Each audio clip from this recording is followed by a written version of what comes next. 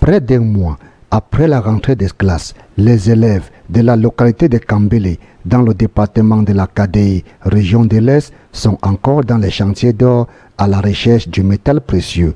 Les choses ne sont pas faciles dans ces zones minières où les enfants ne viennent pas vraiment à l'école. Au courant de l'année, la fréquentation baisse au fur et à mesure que l'année scolaire est en cours. Vous voyez qu'il y a ce problème de déscolarisation au niveau des enfants qui redescendent dans les sites miniers et qui abandonnent l'école. Donc c'est un véritable problème ici dans ces zones minières où nous travaillons. Les jeunes connaissent très tôt de l'argent et ils sont habitués à aller dans les mines chercher de l'argent et puis ils trouvent qu'aller à l'école ça perd du temps. Il faut prendre la voie facile et c'est pour ça que parfois en fin d'année, au lieu, lorsque nous avons 300, 400 élèves, on se retrouve peut-être avec le tiers de l'effectif parce que tous les autres enfants sont partis.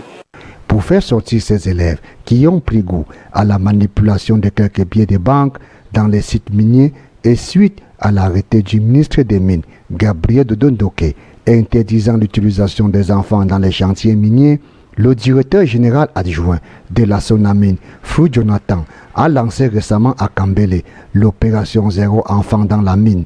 Il est question pour la Sonamine d'encourager et motiver les enfants et parents des localités minières à reprendre le chemin de l'école.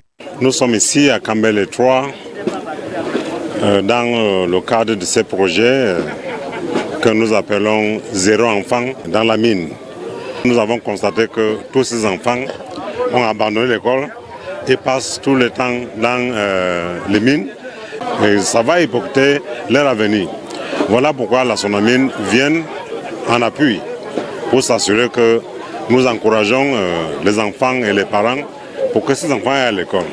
Le lancement du projet Zéro enfant dans la mine était marqué par la distribution de fournitures scolaires à plus de 150 élèves, du matériel pédagogique aux écoles maternelles et primaires publiques de la localité de Kambélé. Aussi, la Sonamine a payé les frais de scolarité de ses enfants et garanti les frais de salaire des maîtres des parents. Je pousse d'abord un très grand merci à la Sonamine qui prouve des preuves de compétences qui sont là vraiment pour l'éducation dans notre pays. Comme les parents, ils ont touché du doigt et les apprenants même, ils ont vu comment le matériel est arrivé à notre niveau.